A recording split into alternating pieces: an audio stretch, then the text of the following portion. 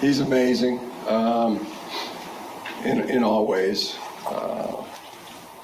He's larger than life personality, larger than life empathy. Everything he does in quiet ways, in example ways. So many things that are tight. Why we're such a tight-knit football team. Well, good afternoon, everybody. That was Jim Harbaugh talking about Blake Corum.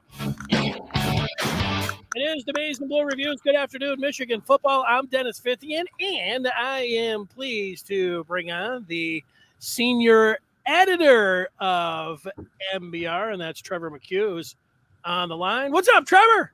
What's up, Dennis? You doing all right? Doing really well, yeah. It's been a weird couple weeks, but starting to get back to normal at the best time possible. Game week, love it.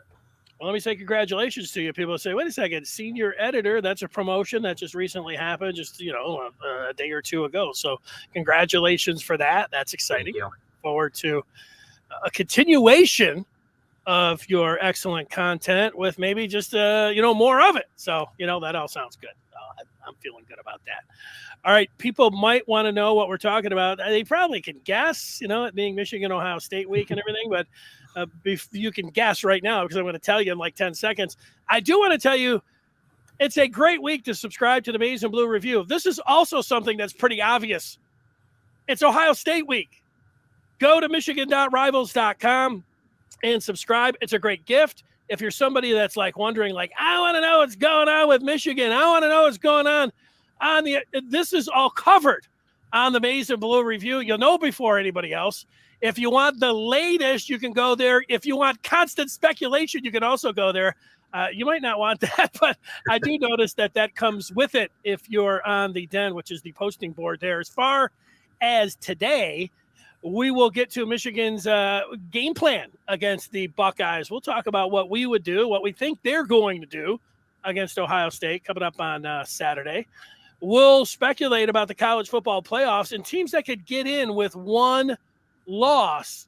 But we'll start with Michigan's MVP and their biggest mismatch. But before we do that, I see that we do have breaking news. Let's hit that breaking news sound.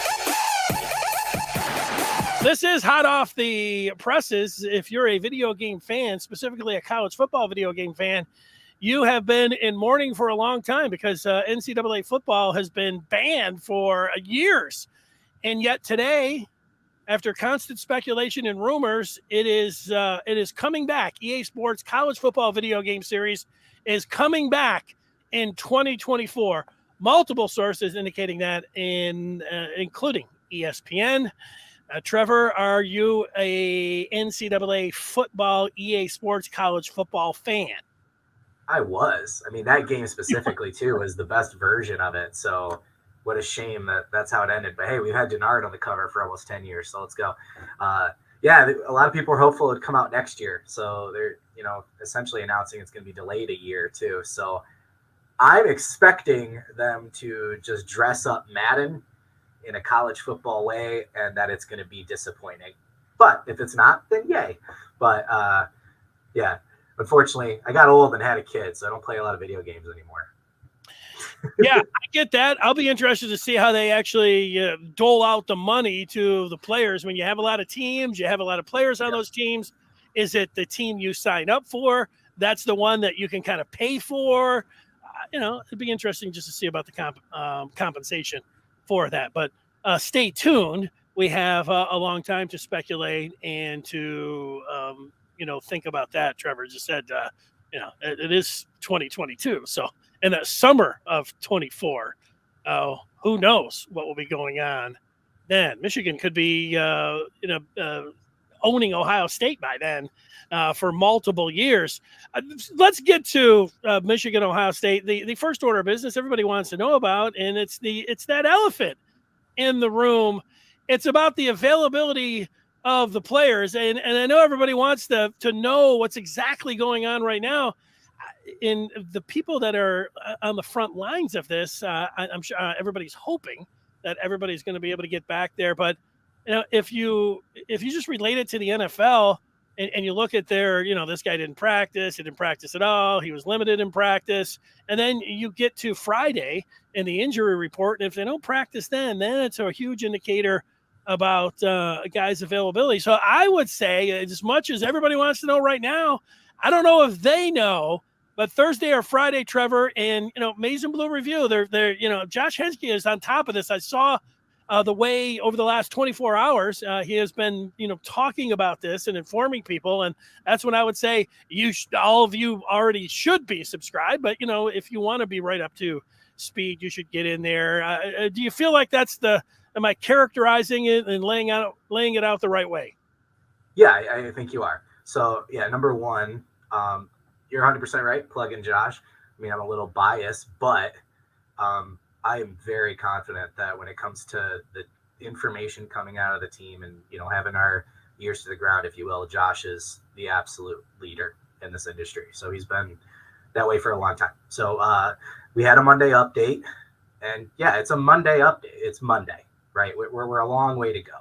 I do think there are quite a few players we can be positive about in terms of trending, because we've been hearing they potentially could have played last week or the week before. And a lot of it's been about resting and getting ready for Ohio State, right? Blake Corum's obviously the huge question right now. So we've heard he's avoided, the worst case scenarios in terms of structural damage. Everyone, or not everyone, but I'm assuming a lot of people saw the video of him handing out turkeys, what he's been doing annually in the community, handing out turkeys for Thanksgiving, and he was walking around and, looking good. So he's going to go through treatment, pain management. Anything you're hearing from anybody telling you they know what's going to happen, they don't. You're right. Nobody's going to know until Friday. That's really going to be, and then, game time too. There's probably going to be a few guys that dress and try to warm up or even give it a go in the game and then maybe don't finish. So it is what it is. This is what happens at the end of the year. Ohio State's dealing with some of it too. But yeah, we're going to get updates throughout the week. So yeah, make sure you're subscribed to Michigan.rivals.com. Josh will always give you accurate sourced intel. We're not looking to clickbait you. We're just here to give you the facts that we're hearing. So yeah, I don't know if this falls into that category you just said stay away from or not, clickbait, but I noticed on watching that video that, it seemed to be pretty, these weren't like little skinny turkeys that Corum was holding. And he wasn't switching hands like you think, oh, maybe it's a little sore on my right knee, and so let me displace that and put it over to the left. He seemed like he was carrying the turkey like you'd almost carry a football, and on the knee that got hit with the helmet. So, to me, if he was really banged up, first of all, he wouldn't have been out there at all, and nobody would have known the difference. And you figure, okay, he's getting treatment, who knows? But he was out there, and no, he wasn't cutting and trying to plow through would-be tacklers or anything, but he did have a 20-pound weight in his hand, and to me that is encouraging. At least I was encouraged by seeing it. So I don't know. Yeah, and I don't want to squash that for you, but I'm going to. Knee injuries are tricky. Like, a while back I did a long feature with Jake Butt, and I remember him telling me when he tore his ACL in the Orange Bowl, he was running sprints immediately after and was like, oh, I'm good to go. And the doctors were like, no, right? So there are knee injuries that are sometimes just pain management. There are knee injuries where you can do a lot of basic human day-to-day activities, but does that mean you can plant your foot and do a hard cut in a football game or sustain the pain that comes from hitting 20-degree turf and getting tackled by a 300-pound guy, right? So there are positive signs. There are, I think best case scenario is he has a bone bruise, which is crazy painful, and he's going to have to work to manage the pain and get ready. Worst case scenario, he's going to be so limited and at risk of further injury that he won't play. But again, there's a lot of speculation right now. But in terms of positivity, optimism, pessimism, I'm leaning very heavily towards positivity currently based on what we've heard. Well, you're like me. You're a glass half full type guy. Look at the speculation.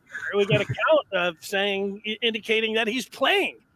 AJ saying at this point they don't need practice from Blake. He'll be good to go. Well, just so we're clear on that.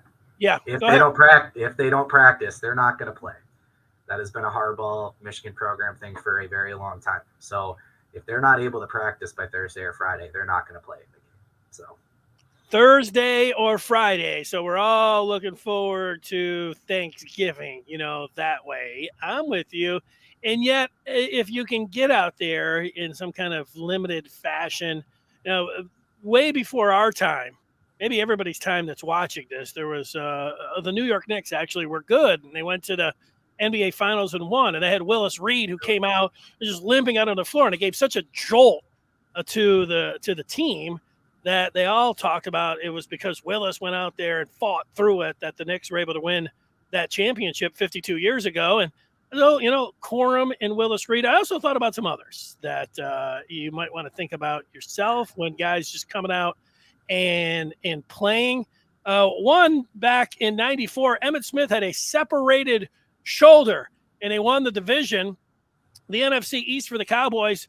And afterwards, and you could tell Emmitt, he was holding it the whole time. He said, "I had a separated shoulder, not a separated heart." That was his quote after the game. Steve Yzerman had bone on bone, specifically a knee in 2002. And Red Wing fans know that was a banner year because the Red Wings won the Stanley Cup behind the captain. And it was just last week that is it Chase Brown, the running back from Illinois, couldn't put any weight on his leg as he was on his ankle as he went off, and yet that looked a lot worse than what Corum, we don't know, and everything else. But Brown looked pretty good against the Wolverines. It wasn't any worse for the wear. So there's all kinds of examples. We don't know. It's a case by case situation if we want to just boil it down and everything. But there are some examples of down the line from in football. Something with Detroit sports, with the captain, one of the greats of all time. And then just last week it happened and the guy played against Michigan. So, cross your fingers and do all those kind of things, right? Well, and honestly, Blake Corum last year against Ohio State too, right? He was pretty banged up in that game. He had that breakaway run and then, maxed out, probably scores the touchdown there if he's at 100%, hobbled back to the sideline, but gave everything he had. So, I tend to think, again, trying to be careful, based on what I mean, if he plays and doesn't aggravate it, I think he's going to be at a high percentage. I think it's one of these things where if he's not able to play, then he's simply not able to play. But if he is able to play, I don't think he's going to be out there at 50 or 60%. I do think he's going to be at a high level, and maybe we'll have to see some of those first few cuts if he's impacted or if it's in his mind at all. But I think as long as Corum gets out there, I think he's going to make enough of an impact. And I also think, too, and we might dig into this more, we've spent a lot of time talking about this culture rebuild, right? And talk versus action. And this team believes they're going to win no matter who plays. They believe in next man up. We've seen it all year at multiple other positions. Obviously, they'd like Blake Corum to play, but nobody feels bad for themselves in Schembechler right now. They are very confident, regardless of who is able to play, who isn't, that they're going to figure out a way to win this football game. That's good for them. I'll tell you, for me, I would be very right. out there.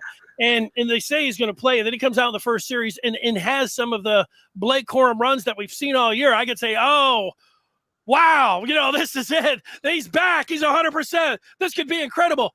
If they had a series or two and he's not gaining any yards, you'd say, he's out there, but I don't know. So everybody's going to be watching the game anyways, but, watching with like, oh my gosh, can he just give us a little bit of hope in the first couple series? And, that's where it gets here. Michigan, when you think about what they have going for them in this game, there's one and Donovan Edwards, and there's the other one, Michigan's MVP in Blake Corum. So the MVP who could be running around inside of Ohio State defenders, and then the mismatch we've seen, I keep thinking about, as I just said it, what flashed into my mind of the two plays. One against Michigan State where Michigan went 4 wide, 2 on each side, and they ran Edwards straight down the middle, and he just put a move on a linebacker. It was like a 15-yard out, and it was like taking candy from a baby. He went down the sideline for 25 yards after that, and it was like, that is a complete mismatch. And then the other one is against Rutgers when he went down the sideline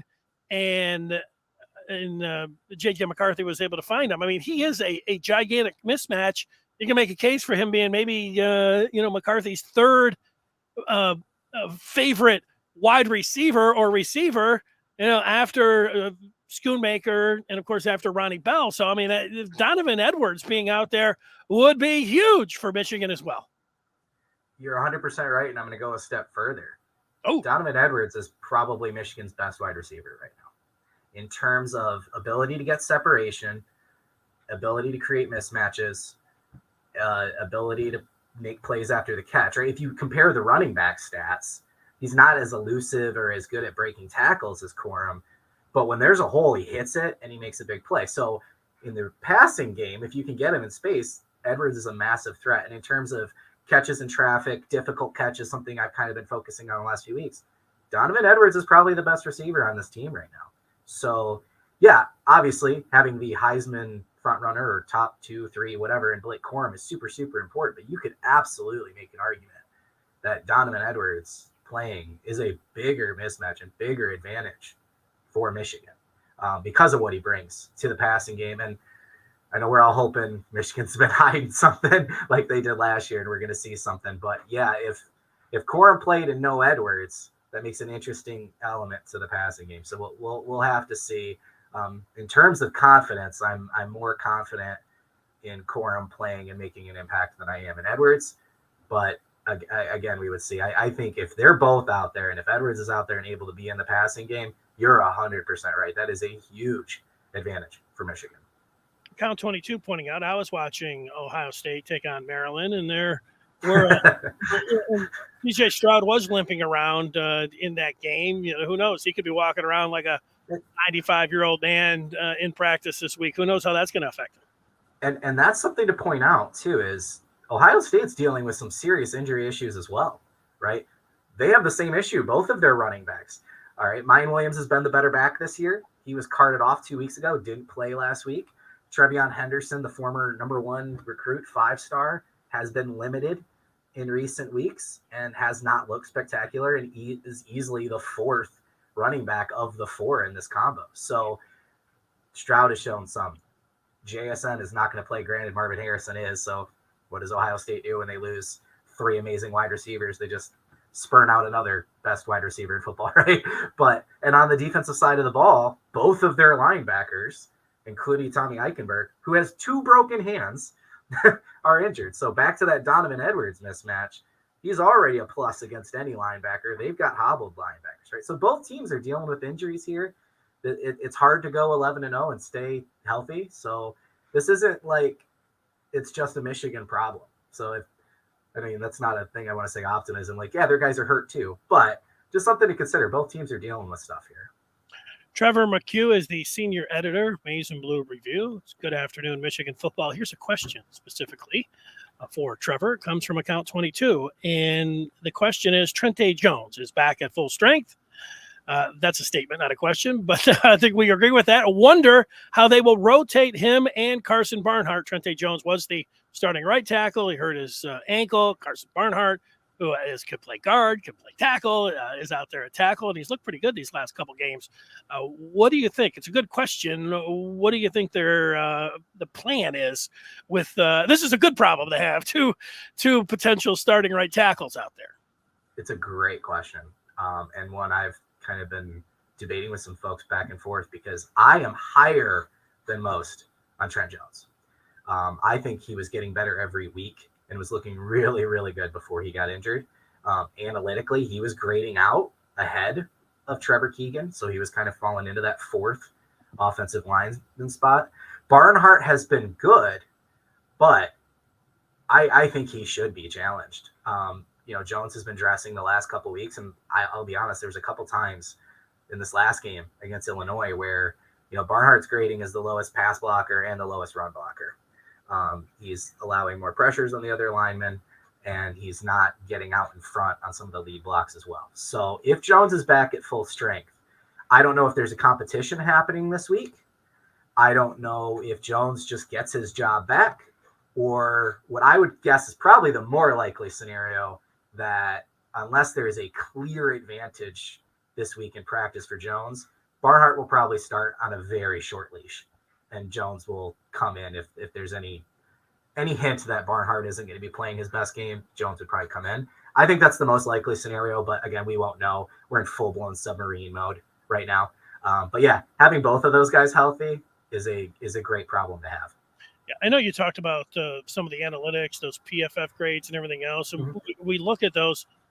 Just looking at Jones, last year they brought him in their short yardage Buffalo packages, those short yardage situations, and he is a mauler in the run game. I mean, if there's one thing that you can say, well, you want to do both. Yeah, I agree with that, but he is a mauler in the run game. And there've been a couple times just watching the game and then rewatching it where you're sitting there and there's a guy downfield and it's a big guy, and suddenly it was like 53 was running down there, and you're like, wow, man, that guy's a pretty good athlete. And that's Jones. I do think he got hurt in a couple examples where he was out there at right tackle and he missed on a couple. Scarselli said on the one that was very visible. I don't remember if it was against Hawaii or when Cade got hurt. Yeah, that I don't know if it was that one. There was one before that where he got beat, where Scar said that was on the quarterback. He needed to step up because he gave him enough. I don't know, those offensive linemen. And I don't know specifically about the one, Cade. No, he whiffed really bad on the wing that Cade got hurt. Like there was people suggesting he did it on purpose, which is crazy, but that's how bad it was. So that's why I said he did get better every week. I think, he was a first-year starter this year, and I think the difference was glaring because he's with the best offensive line in football. Ryan Hayes is a future second or third round pick. Zach Zinter, future second or third round pick, possibly first round. Olu, same thing, right? Keegan at times has shown it, right? So I think early on the gap was glaring, but he was getting better every week. And he just got hurt at the worst possible time. He's a guy that, you're right, he is incredibly athletic for a tackle. He had things to work on. He was getting a little high and some other things I'm sure Scar talked about, like you said. But had he been healthy all year, he's probably a second, third, fourth round draft pick as well. So we'll see. Again, he's missed some time, and I don't know how the coaches are going to handle that. They're going to figure that out in practice, but I like them both, and I see a lot of potential with Jones, and he's likely back next year, and I think that's a really good thing for Michigan. Well, I never say never, but I don't think Trente Jones was trying to get Cade McNamara hurt, but I say that because the color analyst on the Lions radio broadcast, Lomas Brown, admitted that he did it on purpose when Scott Mitchell was the Lions quarterback, as he wanted to get him hurt. Can you imagine admitting that he did? Here's some speculation here. Antoine saying that it's more likely that Blake's knee got bruised. It looked like it got pushed back the opposite way on that hit. And, here's the feedback saying, they think he's fine. They think he's fine. Well, yeah, he's fine. Maybe we just want that to be true. Right? No, I think he wants that to be true. You're right. Yeah, I agree. At this point, I think it's pretty obvious he's avoided some serious structural damage, and we're probably dealing with a bruise of some sort. So, but again, that's the pain management, and it's, maybe he feels great until he gets tackled and hits the turf and then getting back up against Hart. I don't know. But again, more optimistic than pessimistic. Right. And again, it should be stated, we are both glass half full type guys. Although reading what's up on the screen, you said that doesn't sound like a glass half full type broadcast that I'm watching or listening to right now, because I put the question to you. Let's just say that Blake Corum doesn't play, and let's just say Donovan Edwards doesn't play. I put the question to you like this: no Corum, no Edwards, no chance. What do you think? I wouldn't say no chance, but I like their chances better if they play, right? Look, this is Michigan's advantage. It's Blake Corum is a Heisman caliber running back, and Donovan Edwards is, depending on what analytic you believe or statistical thing you look at, is arguably another top 5 running back in the country, especially in the passing game, right? So CJ Stokes has looked good at times. Isaiah Gash is playing really well for a former walk-on, but we saw last week against Illinois how much this run game changed when those two aren't out there, right? So I think I continue to believe that JJ is being restricted, and we've seen what happens when they just let him play. And I would hope that if the game was at risk because those two weren't playing, they would just let JJ go. And maybe he gets a turnover, and maybe he plays a little wild, but that would open the door for Michigan to have a chance to just let JJ let instincts take over, not focus on check down progression first. Maybe look at Loveland wide open in the end zone, right? That's the chance. If they don't play, you don't try to play your game with Isaiah Gash. You say, you know what, JJ, we're going to win or lose with you, buddy. Have at it. I think that would be their chance if they don't play. Yeah, and I look at it like this. I know where the game is being played. If Donovan Edwards and Blake Corum were both 100%, I would be sitting here. I don't say it's even. Like I like to pick one side. I don't say, oh, it's 50% chance. So because of where it's being played, and knowing those guys, even if they do play, they'd be a little bit nicked up. I would, but if they were out there, I would still give Michigan somewhere in the 40% chance. I don't know, 45% chance was pretty good. 45, 55. 45 for Michigan, 55 to Ohio State. That's a good chance of winning the ball game if Michigan comes out and plays their game. If they take both of those guys, if we take both of them out and they're either not productive or they're not able to play at all, that number goes down drastically to me, probably like 20%, which is still a shot. And the thing is, though, I would feel like JJ would really need to connect on some deep shots. He would need to run around in the Ohio State. They would have to really go to the passing game. And Michigan's identity and what they want to do is the running game. But they'd have to completely flip the script. It would have to be JJ throwing it all over the yard. It could be done. I wouldn't feel really confident about that. But that's just how I feel like if I was putting it towards percentages or the numbers game with or without those guys. Oh, it's funny. I was thinking in my head as you were saying it out what number I would give, and 20% was what popped in my head. So I think you're spot on. Since the beginning of the year, I've given Ohio State the slight edge in this game. I've basically said I think they're going to win by a field goal, and that field goal comes down to home field advantage, right? That's the typical 3-point swing, right? And all year, I think there's been moments where, hey, maybe we could slide Michigan ahead, and they are better than Ohio State, or maybe it's the other way around, right? But I think they are really evenly matched, and I think it's got potential to be a really close game. And I think they're similar in a lot of ways. And they're also built to stop their opponent, right? Michigan did that last year. They dedicated to an identity built to beat Ohio State, and it worked. And Ohio State said, oh, crap, they got us. And they adjusted this year. And they've built their identity to try and beat Michigan. And that's why, in some ways, Ohio State hasn't looked as good this year, because they've taken a step back in a way that they think will benefit them in the Michigan game. Right. So I think the unspoken X factor is going to be the tight ends against the linebackers. So maybe it's not going to be the deep shots if JJ opens up the game, or maybe those become available depending on how, Michigan attacks the passing game. I love that Colston Loveland got as much action as he got last week. And I love Luke Schoonmaker likely playing this week. I think those two are as much of an advantage against Ohio State's scheme as Corum and Edwards are. Now, having both of those is what you really want, because then now Michigan can come out in formations with 6 different options and go against tendencies and do things to trick you like they did last year. Versus if the running game's not out there, you're going to assume Schoonmaker and Loveland are going to be a focus of the game. So, but that's the 20% chance. That's where it comes for me. I love both those tight ends, and I do think JJ has it in him. I really do. And if they gave him the chance, I think he could do it. I got that. That's what we're talking about. Here's some quick hitters for you. Homeless asking a question.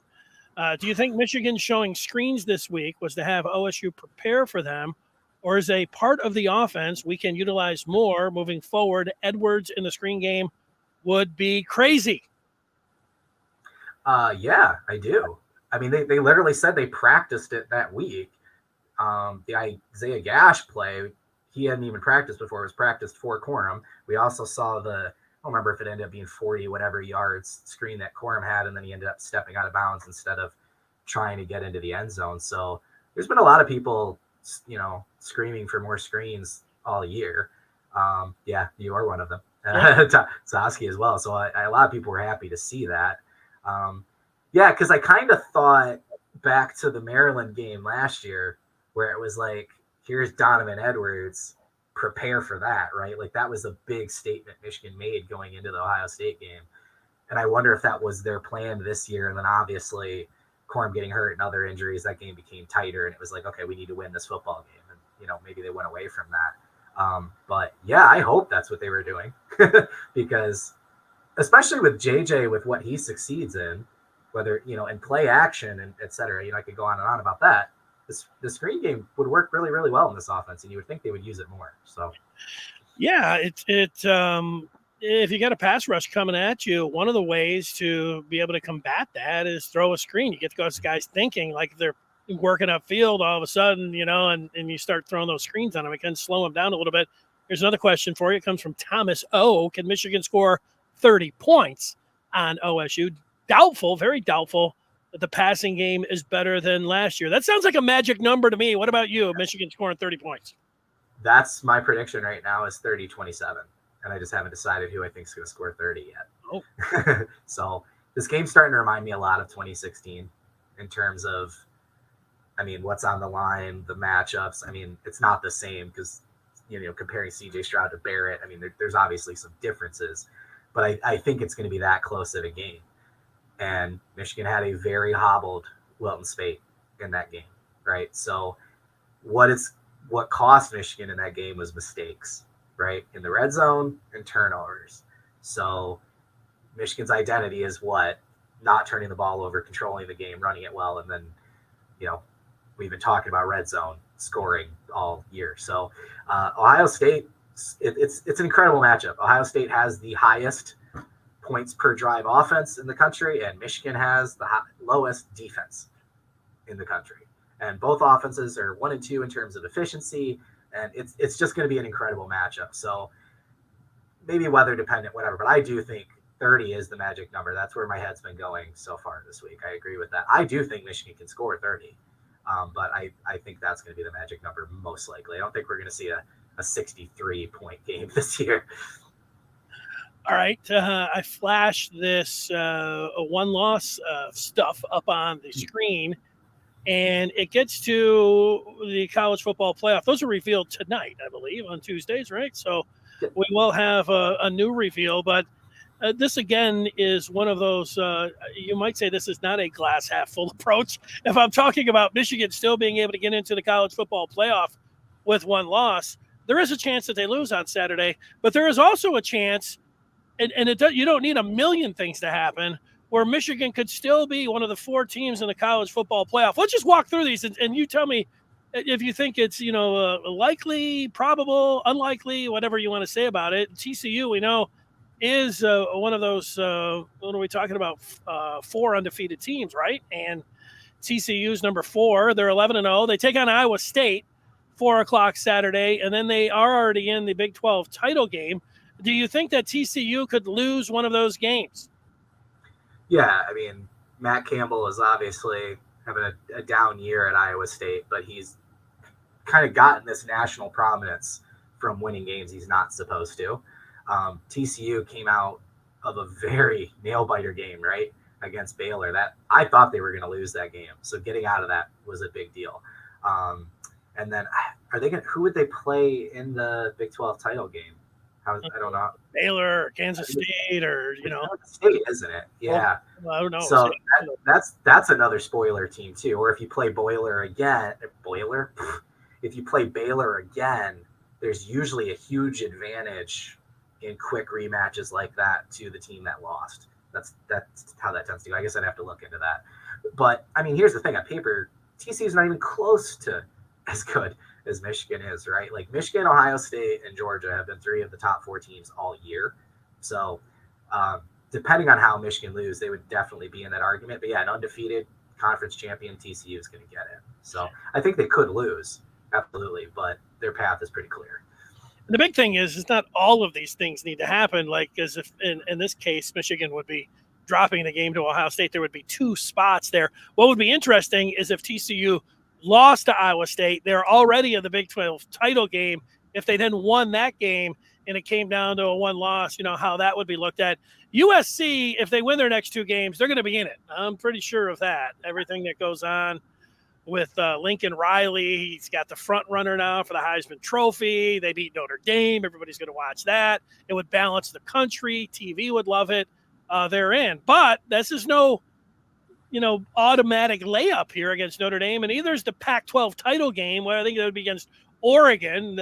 Both of those games are losable for the Trojans. I think that's at least that's how I see it. What about you? No, I agree completely. So Notre Dame's, really turned around their season after a rough start. They're playing their best football right now.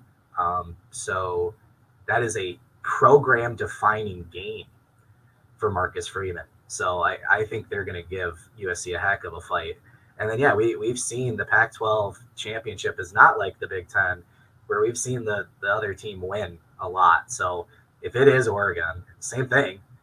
Bounce back from that Georgia loss, arguably playing their best ball of the year too. So USC's got a brutal stretch. But yeah, if they win, they're in. They will find a way. There's never been a 2-loss team in, but LSU's a big favorite against Texas A&M Saturday night, but they'll be a big underdog against Georgia in Atlanta in the SEC title game. And if they would win that one, I don't think anybody thinks they would. I think that they will get in there, but I think this is unlikely to happen that LSU wins their next 2 games. No, agreed. Beating Texas A&M seems likely. I mean, that has gone from a hypothetical bad situation to an absolute dumpster fire, right? So if they lose to A&M, that would be, one of the worst losses we've seen towards the end of a playoff push. Unless Georgia, because Georgia could lose that game and get in, right? That's right. So unless they treat that like a week 17, or I guess it's week 18, whatever now, almost like a bye week for them and rest some guys that don't really care, I would imagine Georgia's going to win that game. But yeah, if LSU wins and they're the SEC, champions with wins over Alabama and Georgia, they're probably getting in, and they have a loss to Florida State, and we could get into their resume, and it's I really give me playoff expansion, right? Because that would be an ugly situation. But yeah, I think the committee would trip over themselves to get both SEC teams in. I'm sure. Well, just wait. With EA Sports, college football coming out, we are going to have, I think by then, a 12-team playoff, so things will be changing rapidly. I almost feel like all year long, Michigan fans have been looking at Clemson saying, the Tigers suck, all year long. They don't deserve to be in front of us. I've heard that from more than one Michigan fan. Clemson lost to Notre Dame. They played some close games against Wake. You go down through the against Florida State, all the way through here, Syracuse, and yet they've got 2 games here. One against South Carolina, who pounded Tennessee by 25 last week, and then you got an ACC title game against North Carolina. But you get a 1-loss Clemson team. It could be interesting. That the Michigan fans, they're going to be ready to fight, but that's a possibility as well, this one. I think that one, out of all of these scenarios, right, undefeated TCU deserves to go.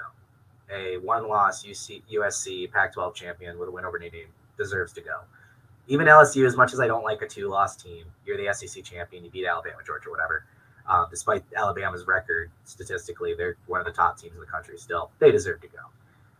How Clemson has gotten away with their soft out-of-conference schedule, their incredibly close wins over overrated ACC teams, while Michigan is getting hammered every single day for playing UConn, Hawaii, whatever, right? They beat those 3 teams 166-17. So yes, they played a soft non-conference schedule. They could not have beat them more handedly, right? Clemson was like a 40-point margin against Furman and their non-conference opponents. Syracuse, overrated. NC State, overrated, right? They just don't compare. And that's probably until the expansion happens and maybe some other things. The Power 5 isn't balanced anymore. You can't. The ACC is not the same thing as the Big Ten or the SEC. Oh, it's not just me, Trevor. Champion, but that would be really, really unfortunate. So, we'll see. I mean, every time we come into this, we think we know what's going to happen, and there's always chaos.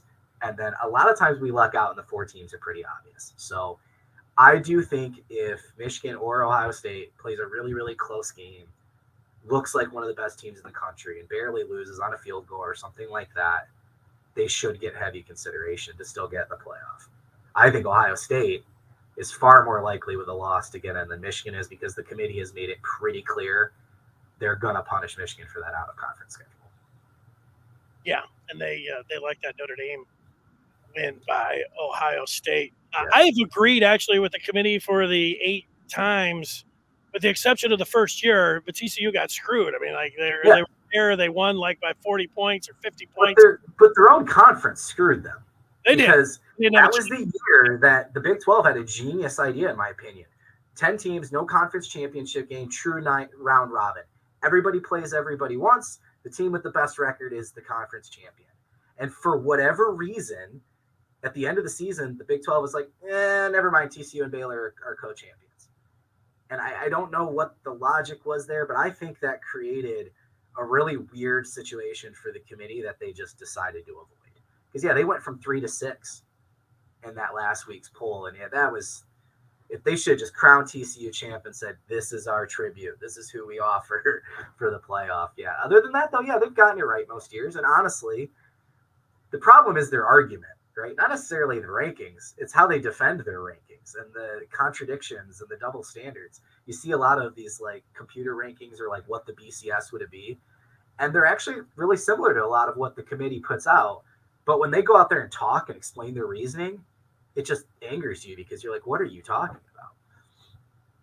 Yeah, I think that what also is going to help Michigan is how they play against Ohio State. Everybody's going to be watching that game, and we will know you want Michigan to win 100%, but you also know if Michigan's missing 2 of their top guns and they hang in there with Ohio State, I think there are a lot of people that will watch and say, man, in 4 or 5, over 5 weeks, Michigan would likely get both of these guys back.